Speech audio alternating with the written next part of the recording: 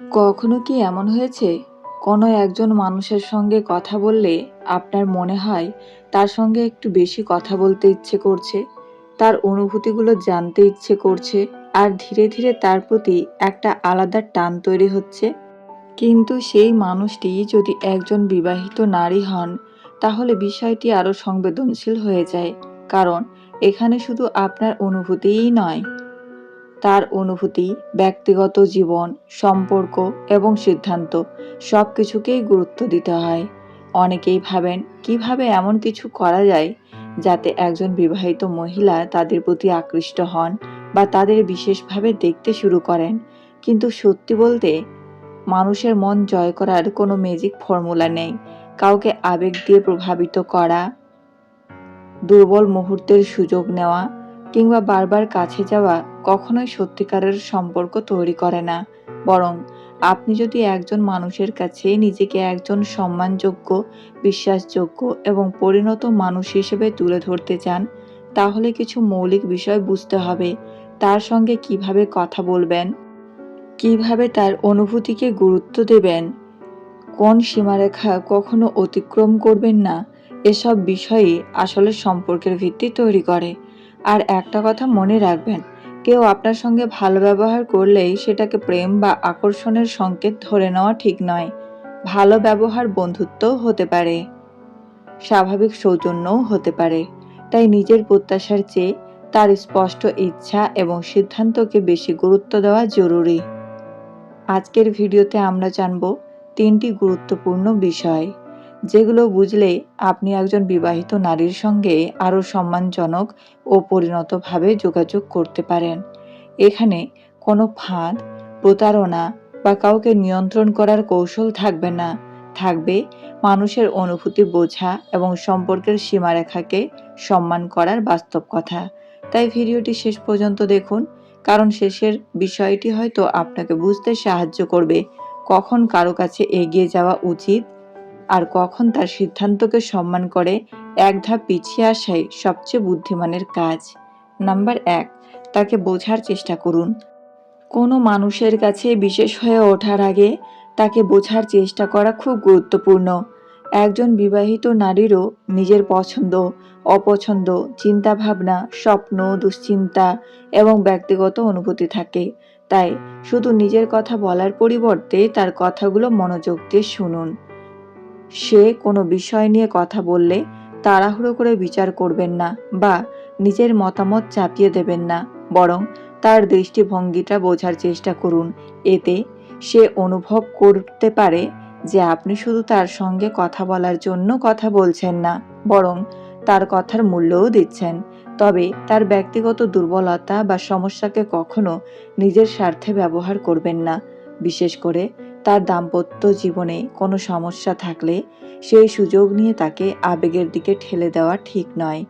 মানুষকে বোঝার চেষ্টা করুন, নিয়ন্ত্রণ করার চেষ্টা নয়। কারণ সম্মান ও আন্তরিকতা থেকেই একটি সুস্থ বিশ্বাস তৈরি হয়। নাম্বার 2, তার সঙ্গে স্বাভাবিক ও আন্তরিক থাকুন। কাউকে নিজের প্রতি আকৃষ্ট করার জন্য নিজেকে অন্যরকম দেখানোর চেষ্টা অনেকেই করেন।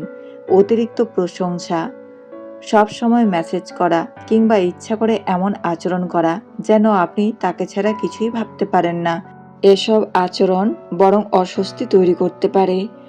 তার পরিবর্তে স্বাভাবিক থাকুন, কথা বলার সময় ভদ্রতা বজায় রাখুন, নিজের কথাও সৎভাবে বলুন এবং তার কথাকেও গুরুত্ব দিন। আপনার আচরণ যেন পরিস্থিতি অনুযায়ী হয়। কখন কথা বলা দরকার এবং কখন তাকে নিজের সময় দেওয়া দরকার সেটাও বুঝতে হবে। সবচেয়ে গুরুত্বপূর্ণ হলো তার কাছ থেকে কোনো প্রতিক্রিয়া পাওয়ার জন্য চাপ সৃষ্টি করবেন না। সে যদি কথা বলতে চায়, স্বাভাবিকভাবে কথা বলুন।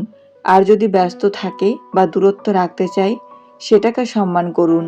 কারণ আন্তরিকতা কখনো অভিনয় করে তৈরি করা যায় না। আপনি যেমন তেমনভাবেই সম্মানজনকভাবে নিজেকে প্রকাশ করুন।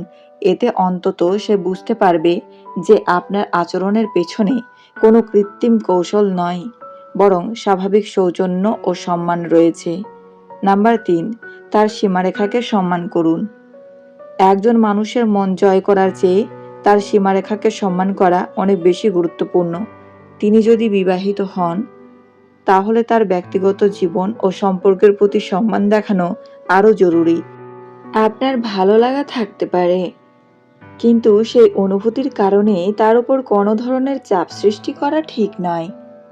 সে যদি কোনো বিষয়ে কথা বলতে না চায়, তাহলে জোর করবেন না। আপনার মেসেজের উত্তর দেরিতে দিলে বারবার মেসেজ করবেন না।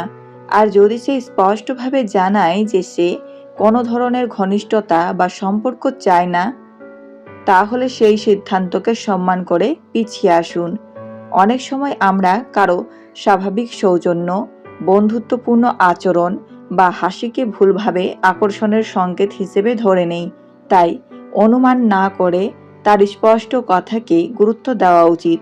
মনে রাখবেন, সত্যিকারের সম্মান তখনই প্রকাশ পায় যখন আপনার নিজের ইচ্ছার চেয়েও অন্য মানুষের স্বাচ্ছন্দ্য ও সিদ্ধান্তকে গুরুত্ব দিতে পারেন। ভালো লাগা জোর করে পাওয়া যায় না, সম্মান দিয়ে সম্পর্কের মর্যাদা বজায় রাখা যায়। নাম্বার 4, নিজের ব্যক্তিত্বকে শক্ত করুন। কাউকে নিজের প্রতি আকৃষ্ট করার জন্য সবসময় তার মন জয় করার চেষ্টা না করে আগে নিজের ব্যক্তিত্বকে সুন্দর করে তুলুন। একজন আত্মবিশ্বাসী, ভদ্র, দায়িত্বশীল এবং নিজের জীবনের প্রতি মনোযোগী মানুষ স্বাভাবিকভাবেই অন্যদের কাছে সম্মান পায়। নিজের কাজ, লক্ষ্য, আচরণ এবং কথাবার্তার দিকে গুরুত্ব দিন। সব সময় তার মনোযোগ পাওয়ার চেষ্টা করবেন না বা তাকে খুশি করার জন্য নিজের স্বাভাবিক ব্যক্তিত্ব বদলে ফেলবেন না। আপনার নিজের একটা জীবন, নিজের লক্ষ্য এবং নিজের মূল্যবোধ থাকা উচিত।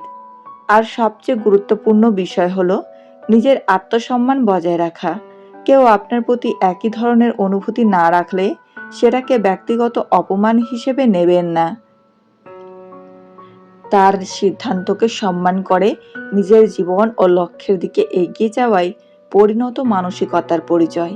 নিজেকে এমন একজন মানুষ হিসেবে গড়ে তুলুন যাকে অন্যরা শুধু পছন্দই নয়, সম্মানও করতে পারে। কারণ সত্যিকারের আকর্ষণ অনেক সময় কথার চেয়ে ব্যক্তিত্ব থেকেই তৈরি হয়।